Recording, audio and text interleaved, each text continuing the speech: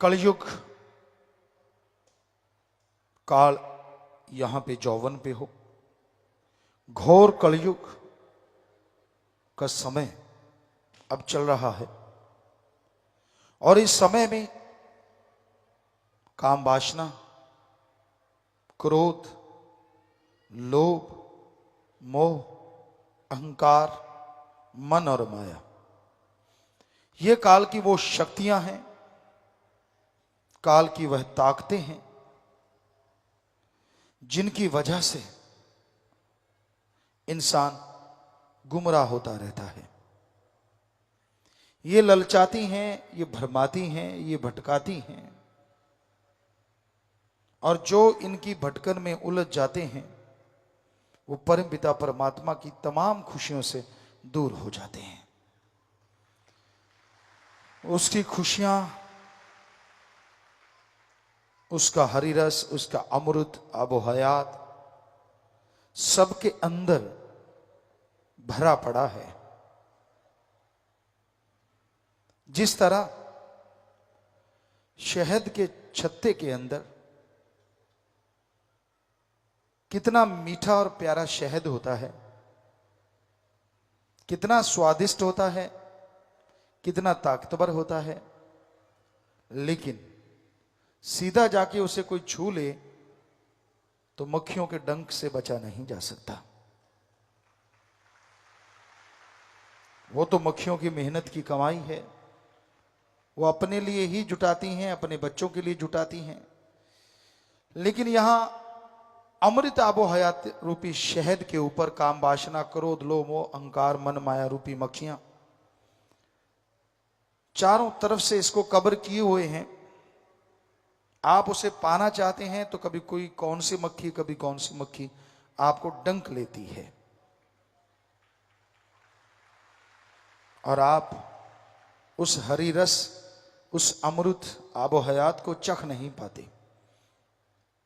उसको चखने से, उसको ग्रहण करने से अजी इस जन्म तो क्या, जन्म जन्मों के पाप कर्म कट जाते हैं। पाप कर्म होते क्या है? संचित पाप कर्म क्या है? काल ने जब शरीर दयाल से बनवाए या दयाल ने काल से बनाए तो इन शरीरों को कर्म झेलने की ताकत तो दे दी, लेकिन कर्मों का खात्मा करने का एक ही शरीर को अधिकार मिला और वो शरीर है मनुष्य शरीर। पिछले जितने भी शरीर हासिल किए इस आत्मा ने, उसमें पाप कर्म,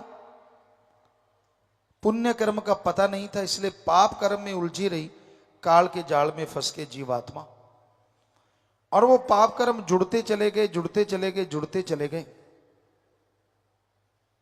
और वो पाप कर्म इस शरीर में भोगने पड़ते हैं।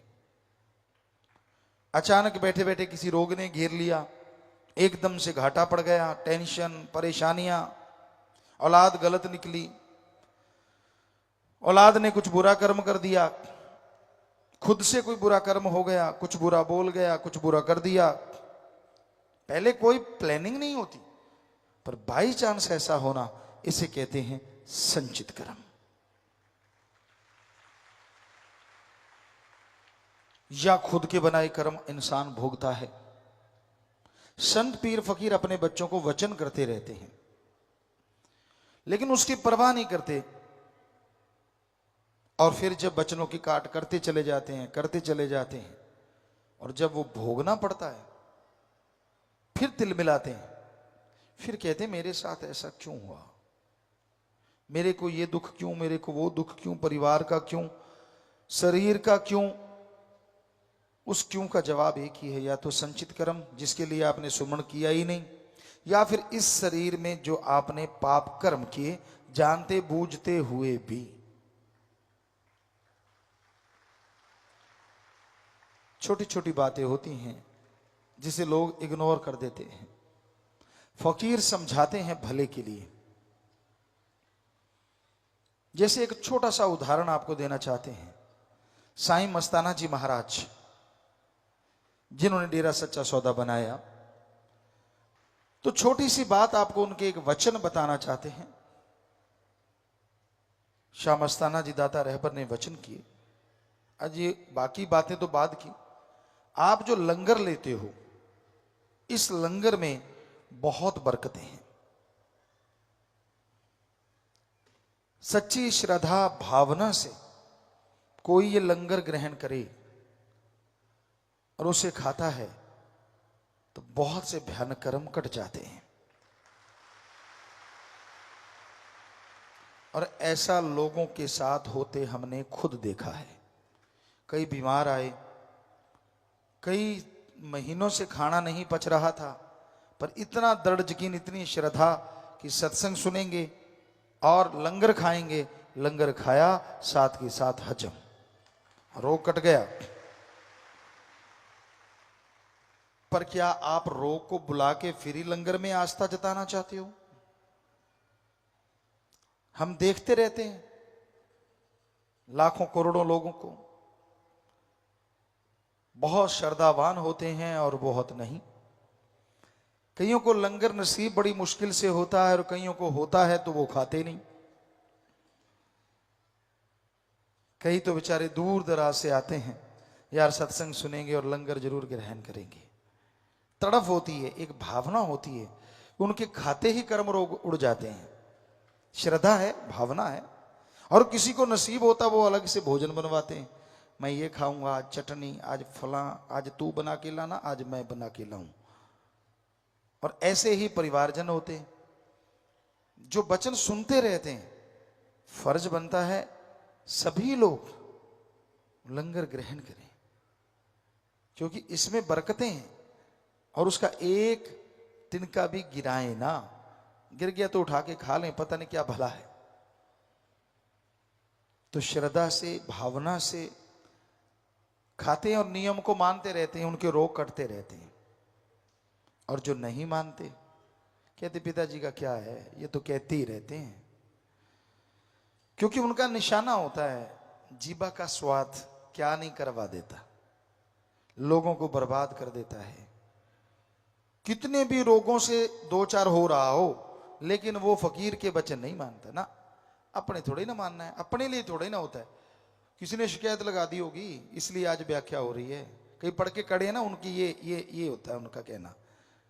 अब उनको बुरा भी लग रहा होगा कि हमारी ये बात किसने बता दी, ये भी किसी ने बताई होगी। पता नहीं भाई, कोई तो है जो बताता है और वो कोई ही आपको नजर नहीं आता। तो यहां बहुत से लोगों के असूल होते हैं जो पढ़ के कट जाते हैं। क्यों? आज सेवादार बैठे हो आप, यार आज पिताजी का मूड ऐसा है, आज ये बात कर लेते हैं। आज मूड वैसा है, आज नहीं करते, सो इत्यादि इत्यादि बहुत सी बातें होती हैं। तो ऐसा ही होता है जब कोई व्याख्या हम करते हैं, अब उसके आगे भी उसका मोल भाव होता है। कुछ चंद महापुरुष बैठते हैं, मन के सताए, काल के बनाए, तो वो फिर व्याख्या का क्या कहते हैं उसको, ऑपरेशन करते हैं, या यूं कहिए व्याख्या के ऊपर व्याख्या करते हैं। क्या बोलें पता नहीं, कुछ समझ नहीं आता क्या कहें।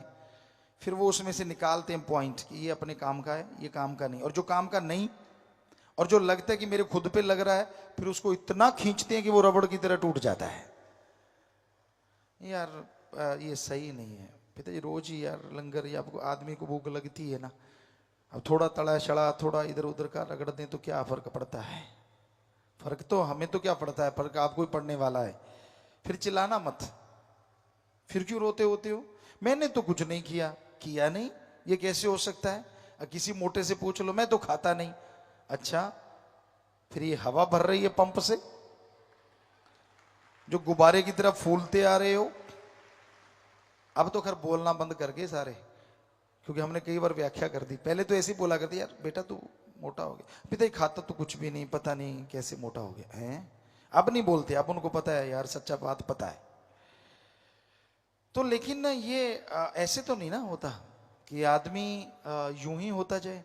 तो हमारा तो बताना फर्ज है कि कब जागे आदमी और कब उसका भला हो जाए। हम तो बताते हैं, आगे मानना ना मानना तो हर मर्जी का मालिक है हर कोई इंसान। गुलाम तो है नहीं, पशु तो है नहीं जो रस्सा बांध दिया खूंटे पे कि हिलेगा नहीं। वो तो जो दिल में आएगा कहता करूंगा, मेरी मर्जी, बाकी तेरी मर्जी। और फिर जब मर्जी मर्जी होता है फिर कहता तेरी मर्जी। फिर क्यों उस भगवान की मर्जी होती है? कर्म करो खोटे पड़ेंगे बड़े सोटे, किसी पूछनी नहीं रे बात रे। बेपरवाह जी के एक भजन में आता है, कर्म अच्छे करो, प्रभु के नाम का सुमरन करो, बचनों पे चला करो। और ये लंगर की बात चली थी तो हम आपको बताना चाहते हैं कि हमने कई बार सुनाया भी आपको कि हम जब भी आश्रम में आते, सेवा करते, एक समय का लंगर शुरू से चला आ रहा है, तो यही होता था कि लंगर खाना है। हमारे साथ मोहनलाल होता, चलो चलो यहाँ सतब्रह्मचारी लंगर खाएंगे, वहां खाएंगे। हमने कहा है तो लंगर ही कहते, हाँ। हमने कहा फिर कोई बात नहीं। तो इसके साथ आते, वहां लंगर खाने लग जाते। वहां 2-3 टब पड़े होते थे जिनमें बर्फ होती थी और आम लगे होते थे बहुत सारे। तो हम इनसे पूछते, यार ये आम क्यों लगे हुए हैं? कहते जिनका लंगर बंद है ना, ये वो खाएंगे। वाह महादेव पुत्तो, इससे अच्छा था रोटी खा लेते। ये गवाह है, भरे पड़े होते थे इतने इतने टब, पूरी बर्फ लगा के आम ही आम, आम ही आम। हमने कहा इससे तो रोज ही वो लंगर बंद करवा लेंगे यार, आम खाने को मिलेंगे। जिसको आम मिले उसको रोटी खानी जरूरी है क्या? पर ये नहीं पता कि वो आम जीरो हैं और ये शाह मस्ताना जी की रोटी हीरो है।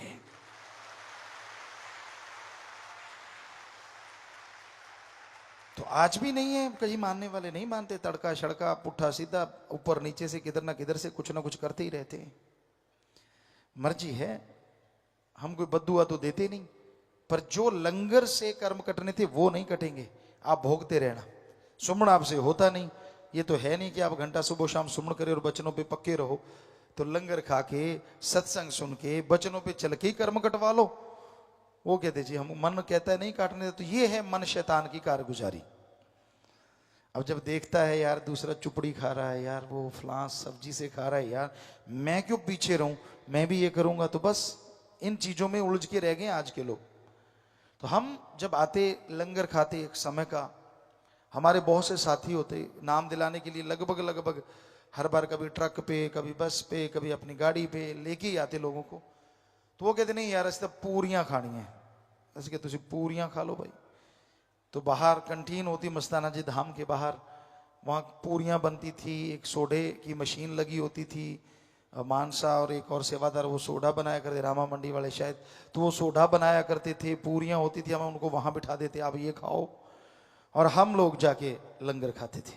पर एक टाइम का लंगर मिलता है और खाने की सबकी आदत होती है, घर से आते हैं कि 2 टाइम का खाना खाना है, तो फिर भी कोशिश करते कि आश्रम में सेवा करते रहते और फिर वो चीजें जरूर खानी पड़ती, क्योंकि टाइम बाहर अगर कोई रोटी मिलती तो रोटी, पूरी तो पूरी वो लेते। लेकिन लंगर कई बार ऐसा होता, सेवा करते सुबह सुबह, आज पता नहीं करते हैं कि नहीं करते लांगरी, पता नहीं, शायद आज का युग मॉडर्न युग हो गया है, सारे मॉडर्न है। उस टाइम में सुबह जब हम सेवा करने जाते अर्ली मॉर्निंग, कई बार 2 दिन की सूखी रोटी भी होती, लंगर होता 2-3 दिन का। आओ आओ प्रेमियों, पकौड़े खाओ, ये परोठे खाओ, वाह भाई वाह। लाइनों में बैठ जाते और आती रोटी इतनी हार्ड होती है, ऐसा लगता है जैसे कि पलाई का कोई पीस काट के हाथ में रख दिया, जैसे सनमाइका का, ऐसे हाथ में फीलिंग आती। और जैसे श्रद्धा सदगुरु को याद करके या तो उसको पानी में डुबो लेते या चाय में उसको पीस के डाल लेते और खाते, फिर क्या मजा आता। उसमें 36 प्रकार के भोजन जीरो हो जाते, क्योंकि वो वचनों में है, वचनों की ही भक्ति होती है रूहानियत में, सूफियत में। तो लंगर जैसी नियामत कहीं भी नहीं है, ये हमने अजमाया, आज भी खाते हैं। हालांकि सारा नहीं, बच्चे और भी सब्जियां बनाते, बेटियां वो भी बना लेते हैं, नहीं पापा खानी है खानी, खाते हैं। लेकिन जो लंगर में मजा आता है, हम आधा खाएं चाहे आधे से भी आधा, लेकिन खाते जरूर हैं, वो अपने आप में एक अलग ही नज़ारा होता है, एक अलग ही खुशी होती है, एक अलग ही मजा होता है। अब इन्होंने एक नई चीज चलाई है, तड़ा नहीं खाना, और उसकी जगह पे रोस्टेड है, उसमें गर्म मसाले हैं, ये हैं वो हैं, ये समोसी है, ये फलानी है, ये धींकड़ है। ये इतना पगलाए हुए हैं कि वो चीजें खाने में मजा है। और मस्ताना जी का लंगर, वो इनको लगता है कि घास फूस, अरे वो हरि रस है सतगुरु मौला के वचनों में जो आपको मिलता है। सो प्यारी साध संगत जियो, हम तो खुद खाते और लंगर यहाँ बचा होता मस्ताना जी धाम में, चलते चलते उठा लेते। कई बार किसी को पता ना चलता, ये लोग बातें करते जाते, मोहनलाल था, गुरजन था, मिठू था, ये बातें करते जाते आगे आगे। ये मस्त होते, इनको हम पता थोड़ी ना चलने देते थे। ये बातें करते थे, हम पीछे से लंगर पड़ा है, थोड़ा इनसे पीछे हुए, जर से यूं किया और पाया जेब में डाला, यूं किया और जेब में डाला, यूं किया जेब में डाला। किसी को आज तक पता कर लो, इनसे एक को भी नहीं पता कि हमने कब लंगर उठाया था। और घर जाके हम गऊ को या भैंस को वो या ऊंट थे, ट्रैक्टर सब कुछ था लेकिन ऊंट जरूर रखते थे। ऊंटनी होती थी, बापूजी को बहुत पसंद था शुरू से, क्योंकि हल जोता करते थे पहले पुराने जमाने में। तो एक बोती कहते हैं, ऊंटनी कह लो। तो जैसे हम किसी को भी अगर गऊ भैंस को देते तो माता जी अगले दिन कहते आज मक्खन बहुत आया है, पता नहीं कैसे। हमने इनको भी नहीं कभी बताया क्यों आया। और अगर ऊंटनी को दे देते, वो सारी रात ही तड़पे मारती रहती, खुशी में छलांगे मारती रहती, इतनी उसको खुशी आती। और उसका भी शायद जन्म मरण का कर्म सतगुरु मौला ने काट दिए होंगे जिनको वो लंगर मिला, क्योंकि अपनी अपनी श्रद्धा है, अपना अपना यकीन है। सो दृढ़ यकीन रखो। तो यहां शाह मस्तान शास्त्र नाम दाता रहबर का वो दर है, किसी चीज की कोई कमी आने नहीं देते। संग सोहबत इस घोर कलयुग में भलाई नेकी की जाए या फिर सत्संग की जाए, वही सर्वोत्तम है। इस संसार में लोग मन और मनमते बहुत ज्यादा चलते हैं। अगर आप उनका लगातार संग करते हैं, सोहबत करते हैं, तो यकीनन आप भी मन के हाथों मजबूर हो जाएंगे। इंसान के अंदर जब मन शैतान हावी होता है तो वह बहुत ही शातिर हो जाता है, और उसकी जो बात सुनते हैं, हां में हां मिलाते हैं, वो भी उनकी शातिराना चालों में आ जाते हैं। क्योंकि वो बातें ही ऐसी लच्छेदार करते हैं, बातें ही ऐसी घुमा घुमा के करते हैं कि इंसान उनसे बच नहीं पाता। इसलिए जितना संभव हो, जितना हो सके, ऐसे लोगों से बच के रहो।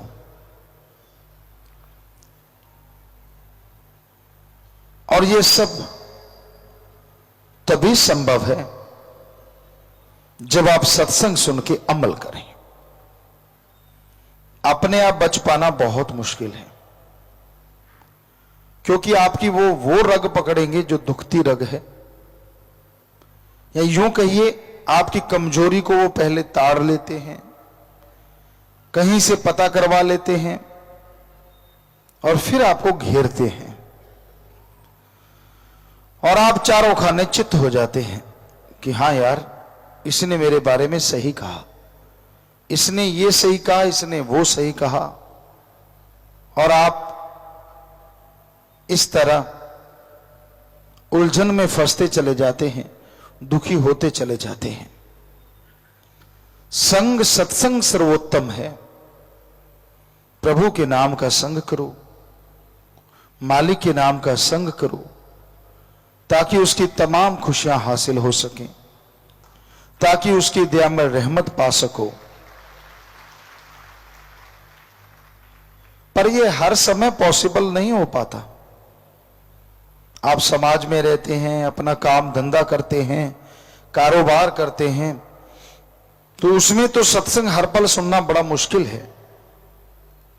तो उस समय एक बात हमेशा दिलो दिमाग में बिठा के रखो, जो भी गलत आंसर हो, जो मन के सताए हों, प्यार से कोशिश करो कि वो राम नाम में लग जाएं, लेकिन आपको लगता है कि नहीं वो तो हद पार कर चुके हैं, तो उनसे किनारे से अच्छा कोई और हो नहीं सकता। किनारा कर लीजिए, क्योंकि तकरार होगी, झगड़ा होगा, उनका हो ना हो आपका भी नुकसान जरूर होता है और आपको फील होगा। तो झगड़ा करने से कोई बात का हल नहीं होता। सुमन करते रहिए, मालिक से दुआ करते रहिए कि मालिक भला कर, मालिक नेक कर। यह आपका कर्तव्य बनता है एक इंसानियत के नाते, एक भक्त होने के नाते, कि प्रभु सबको सुधार, सबको नेक अकल दे, अच्छे कर्म करने की ताकत दे। यह तो आपका काम है। लेकिन इसका मतलब यह नहीं है कि आप किससे झगड़ते फिरो।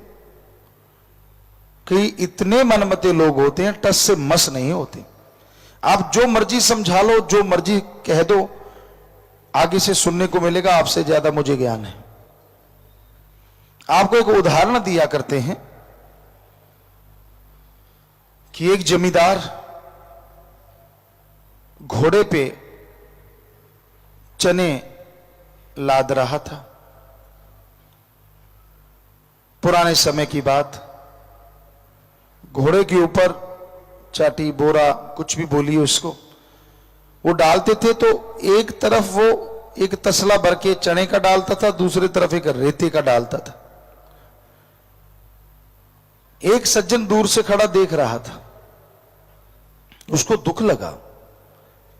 वो पास आया, कहने लगा यार ये क्या कर रहा है, तू घोड़े के एक तरफ चने डाल रहा है, एक तरफ रेत डाल रहा है। कहता तेरे समझ में आने वाली बात नहीं। कहता फिर भी बता तो सही। कहता ऐसा है, इधर मैं 20 किलो चने डालता हूं, 15 किलो चने डालता हूं, तो दूसरा रेत इसलिए डालता हूं ताकि बैलेंस रहे। तो वो समझदार था दूसरा जमींदार, वो कहने लगा भाई अगर बैलेंस ही करना है तो 15 किलो चने इधर डाल, 15 किलो चने इधर डाल दे। अब तू 2 मन चने लेके जा रहा है, लेकिन घोड़ा 4 मन वजन उठाएगा बेचारा, क्या फायदा। अब समझने वाला होता तो मान जाता कि भाई सही कह रहा है, इसमें गलत क्या है। आगे से कई अड़ियल होते हैं, कहने लगा घोड़ा किसका, कहता तेरा भाई। चने किसके, कहता वो भी तेरे। तो कहता फिर तेरे पेट में दर्द क्यों, मैं तो ऐसे करूंगा। कई ऐसे अड़ियल होते। आप कहते हो नशा मत करो, कहते तेरे बाप की पीता हूं। झगड़ने को तैयार हो जाते हैं। तो उनके लिए तो दुआई की जा सकती है, झगड़ा थोड़ी ना करना है। हमारा काम दुआ करना और समझाना तो जरूर है, लेकिन तकरार से दूर रहना है। इसलिए सत्संग ही एकमात्र उपाय है जिसको सुनने से, जिसको अमल में लाने से आप मन और मनमते लोगों से बच सकते हैं। दुनिया में रह के बिजनेस व्यापार हर कोई करता है, करना पड़ता है। खेती बाड़ी है, कोई भी बिजनेस व्यापार आप करते हैं, जीने के लिए पैसा चाहिए और पैसे के लिए कमाना। कड़ा परिश्रम, मेहनत, हक हलाल, दशानवाधिकृत कमाई। पर उसमें ठगी ना मारो, बेईमानी ना करो। थोड़ा आएगा, लेकिन उसमें इतना सुकून आएगा, इतना चैन आएगा, कहने सुनने से परे। ठगी, बेईमानी, बुरे कर्म करने से करोड़ों अरबों आएगा, लेकिन चैन चला जाएगा, रात की नींद चली जाएगी, परेशानियां घेर लेंगी, रोग घेर लेंगे। और एक दिन ऐसा आएगा आप अकेले रह जाएंगे, बाल बच्चे भी छोड़ जाते हैं। तो किस लिए करते हो आप? देखते नहीं क्या दुनिया का हाल? हमारे देश में हुआ ही नहीं करते थे अनाथ आश्रम, और आजकल भरमार है। किस लिए? क्योंकि बच्चे बड़े हो गए, हक जताते हैं, नहीं देते तो छीन लेते हैं और आपको अनाथ आलय में भेज देते हैं कि वहीं रहिए। आपके हम उम्र लोग वहां रहते हैं, कई बेचारे अकेले ही तड़फते रहते हैं। बहुत बार खबरें मिलती हैं,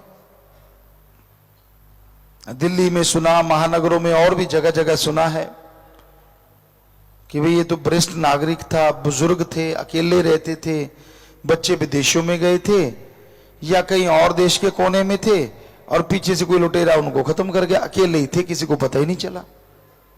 बहुत सी ऐसी खबरें सुनने को मिलती हैं। क्यों अकेले थे? क्या वो अकेले रहना चाहते हैं? क्या उनका दिल नहीं करता कि अपनी औलाद के साथ रहने को? करता है, लेकिन कोई समझे तब ना। तो इस घोर कलयुग में ये बातें आम है, किसी एक के साथ नहीं है, ऐसा आम बात है, ये आम बात। तो हम यही पूछते हैं, फिर ठगी, बेईमानी, भ्रष्टाचार करते किसके लिए हो? सोचा तो करो, उस औलाद के लिए जो पल में छोड़ के चली जाती है, अपने शरीर के लिए जब तक चलता है सही है, और चलना बंद हो गया तो खोटा पैसे के मोल कुछ नहीं रहता। हमारी संस्कृति मरती जा रही है। पहले होता था ये कि बच्चे छोटे हैं, टट्टी पेशाब चारपाई पे करते हैं, सभी करते रहे हम, मां बाप उठाते थे, सुखी जगह लिटाते थे, वो तो आज भी है। लेकिन बाद में क्या होता था, जब मां बाप बूढ़े हो जाते थे, बेहद बूढ़े बुजुर्ग चारपाई पे लेट जाते, तो बच्चे फिर अपने मां बाप का ऋण उतारते थे, वैसे संभाल करते थे जैसे बचपन में मां बाप ने की। यह है हमारी संस्कृति, जो पूरी दुनिया में नहीं है। लेकिन आज के बच्चे तो जी आधुनिकता के दौर में इतने पागल हुए फिरते हैं, जिनका वो आधुनिकता अपना रहे हैं, वो उस आधुनिकता से उकता चुके हैं। विदेशों में वो तौबा कर चुके हैं, उनको शांति चाहिए। लेकिन इधर वाले कहते हैं हमें अशांति चाहिए, कि आपने जो प्रयोग किया है, चाहे अशांति मिली, हम पहनेंगे वो चीजें, हम खाएंगे वो चीजें, हम करेंगे वो व्यवहार। नहीं नहीं, हमारी संस्कृति बहुत महान है, रिच है। तो इसलिए हमारा फर्ज सच्चा संग, सत्संग से बढ़ के कोई हो नहीं सकता। जहां शिक्षा मिलती है जिंदगी जीने की, या शिक्षा मिलती है कदम कदम कैसे चलें, हर कदम कैसे बढ़ाएं, उसको बढ़ाने की। कोई नहीं सिखाएगा दुनिया में आपके भले की बात। लोग चिढ़ते हैं, आपके पास अच्छी कार है, अच्छी कोठियां, महल, बंगले, बगीचे हैं, ये मत सोचो कि लोग आपसे खुश होते हैं। लोग खुश होते ही नहीं। गांव में अच्छा घर बना लिया, 20 घर पीछे पड़ जाएंगे, यार इसको गिराएं कैसे। शहर में अच्छी कोठी, गाड़ियां हो गई, 100 लोग पीछे पड़ जाएंगे, इससे छीने कैसे। और यही चीज फिर ऊपर तक जाती है। यही दुख है हमें, हमारे देश का यही दर्द है कि इसमें खुद तरक्की कर ली वो तो ठीक है, लेकिन दूसरा तरक्की करे ये पॉसिबल नहीं है। ये कोई नहीं सोचता कि भले कर्मों में आगे बढ़ो, नेक कर्मों में आगे बढ़ो, जो कोई आगे बढ़े उसका साथ दो, तो हमारी संस्कृति और बचती जाएगी और हमारा देश पूरी दुनिया का गुरु देश बन सकता है। क्योंकि ऐसा कल्चर, इतना रिच कल्चर, इतना स्वस्थ कल्चर पूरे वर्ल्ड में छोड़िए, त्रिलोकी में भी कहीं नहीं है। और ये सब इस धरती पे आने वाले गुरु महापुरुषों का कमाल है, उनकी देन है। कई कह देते हैं कि जी इतने गुरु पीर फकीर हुए, क्या फर्क है? यही फर्क है। यहां का कल्चर इसलिए ज्यादा स्वस्थ है। ये अलग बात है कि यहां के बच्चे आजकल कल्चर और अपना रहे हैं, क्योंकि उनको शिक्षा में कल्चर की शिक्षा दी ही नहीं जाती। पढ़ाई में धर्मों की शिक्षा होनी चाहिए। हमारा कल्चर क्या है, इंसानियत क्या है जो हमारे धर्मों में बताया, वो शिक्षा होनी चाहिए। देशभक्ति की शिक्षा होनी चाहिए, तभी यहां के बच्चे नेक अच्छे इंसान बनेंगे, कल्चर को संभाल के रखेंगे। तो भाई आप सोहबत संग करो तो संत पीर फकीर का, अच्छे भले नेक लोगों का। पर बेपरवाह जी ने एक जगह लिखा है, सोहबत लगदी मिठड़ी मूर्खा दी, कि सोहबत जो मूर्ख मन के कहे चलते हैं और बेवकूफियां करते रहते, बुरे कर्म करते हैं, उनकी सोहबत अच्छी लगती है। वो घड़ के सुनाते हैं, तरह तरह की सुनाते हैं, बड़ा मसालेदार सामान बताते हैं, तो उनकी सुनने में लोगों को मजा आता है। और संत पीर फकीर सच्ची बात सुनाते हैं, सच से जोड़ते हैं, इसलिए उनकी तरफ से लोग पैर खिसकाते रहते हैं। तो भाई सेवा करो, सुमरन करो, सत्संग सुन के अमल करो, यकीनन आप मालिक की खुशियों के हकदार बनोगे, जिंदगी आनंद सुख से व्यतीत करोगे और मालिक की कृपा दृष्टि के काबिल बनते जाओगे।